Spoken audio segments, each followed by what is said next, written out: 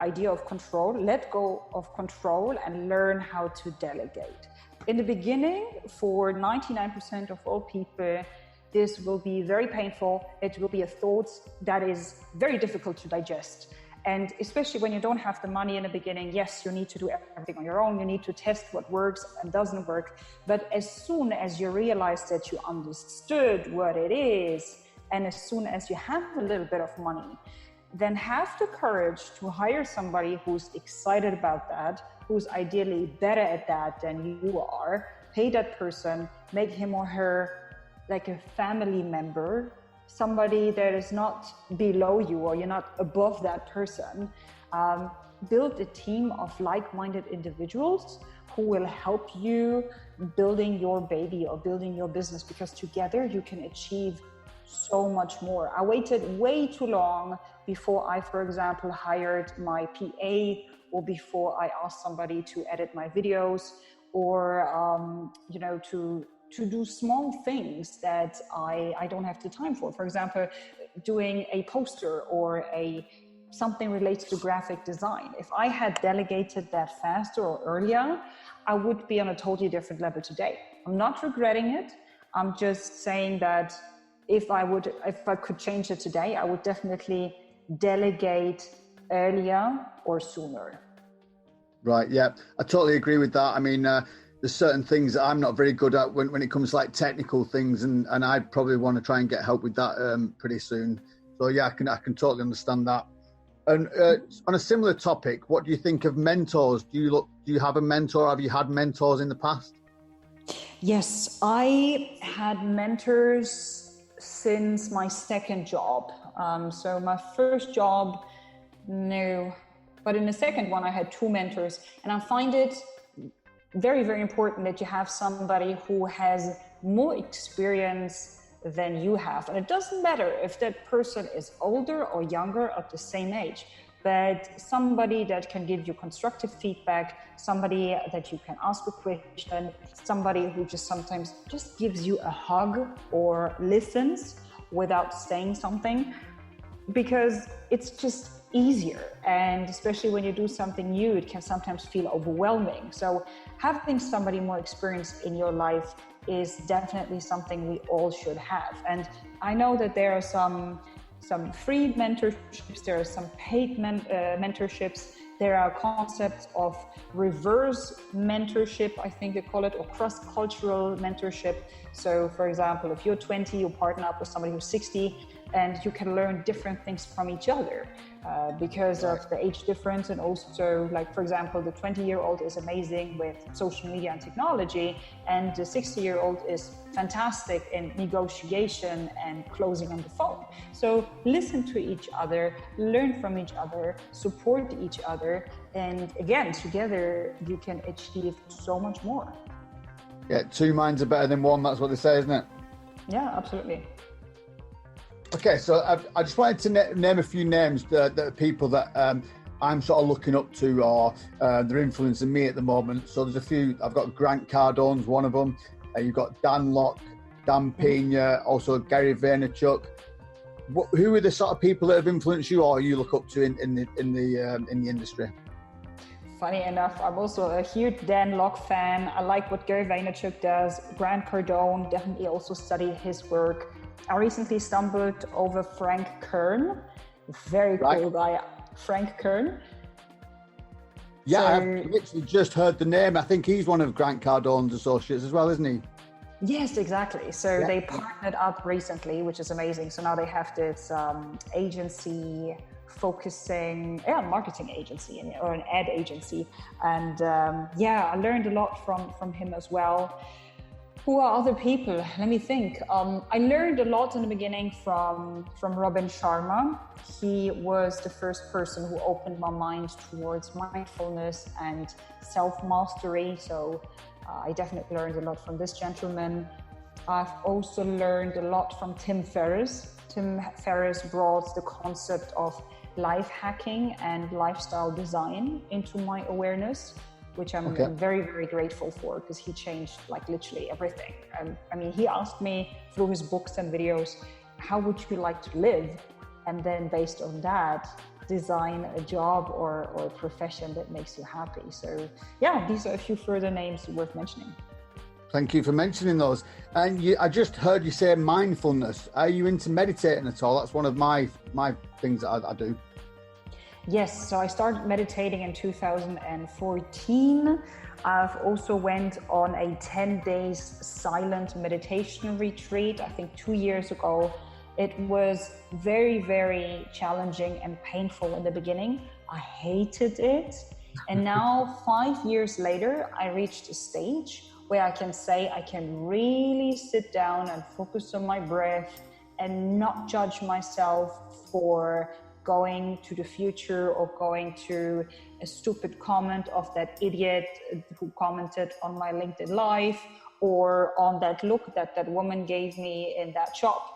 So yeah, it took me 5 years to reach a state where I would say, this really helps me, I like it, and still it's challenging. I think it always will be challenging, but I have lost a lot of anxiety, and I also learned to handle stressful situations better since I meditate. So whenever I realized I'm stressed, I'm turning aggressive, I'm a little bit out of balance, something is not good, I'm experiencing body sensations that, I don't know, don't feel well, I automatically go back into mindfulness, connecting into the moment, and maybe do a handful of breathing exercises or create a slot of 10 minutes in my schedule and really sit down and breathe that BS that... Yeah, so I find meditating a great part of my life as well now. I do it every morning, and yeah, it just sort of sets you up for the day, doesn't it?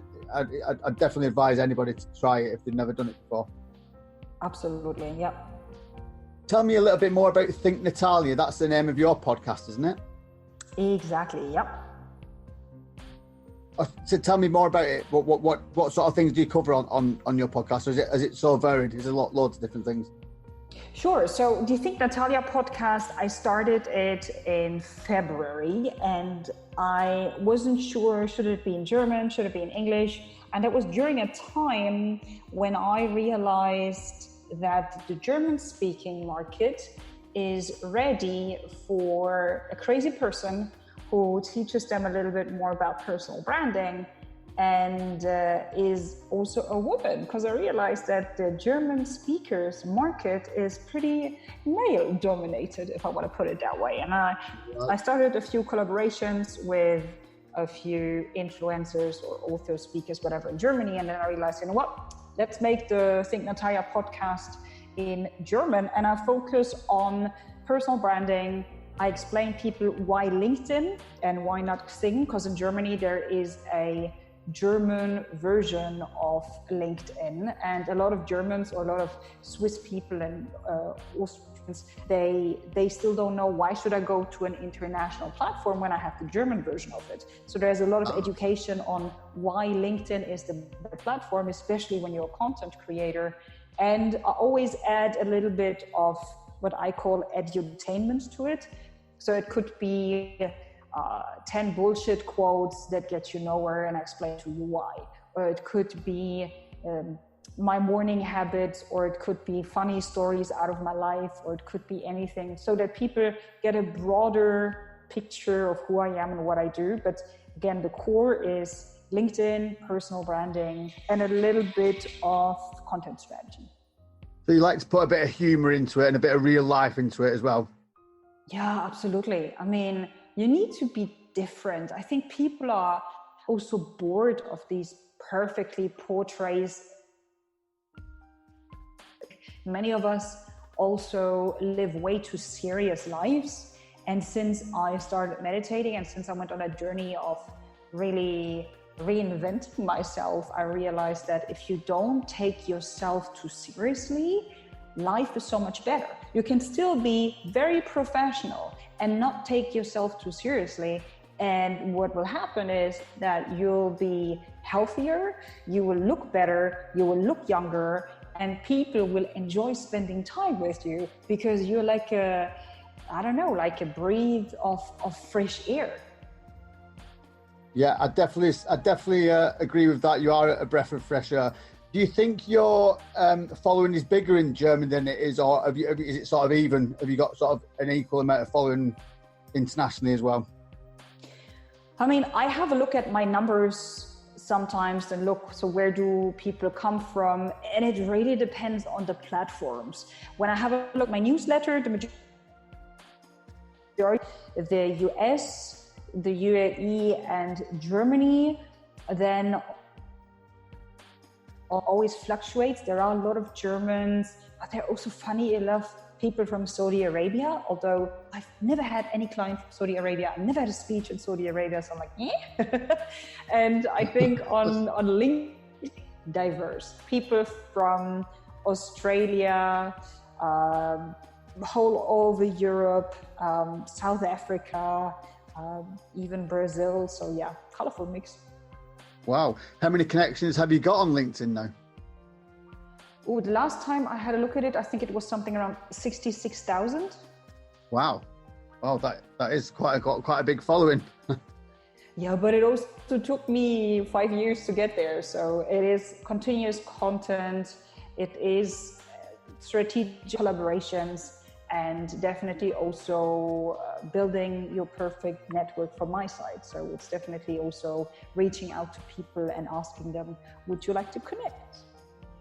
Excellent. So on that note, I think I've taken up quite a bit of your time already, Dr. Natalia. Just to wrap up, I'd like to hear what your goals are for the next 5 years. The goals for the next 5 years. I want to go back into dancing. As I said, that needs to be part of my life somehow. That's definitely something I want to do. I want to find the next country that I want to live in, because I've been here for the last 11 years. And oh, wow. I didn't realize you were there that long. Yeah. It's a very long time. I still like it. I still appreciate it, but I'm not excited about it anymore. So I'm ready for the next step, but haven't found what I fell in love with. If you don't mind rain, you could always come to the UK, couldn't you? Thanks, but I heard the weather isn't that good. No, it's not great.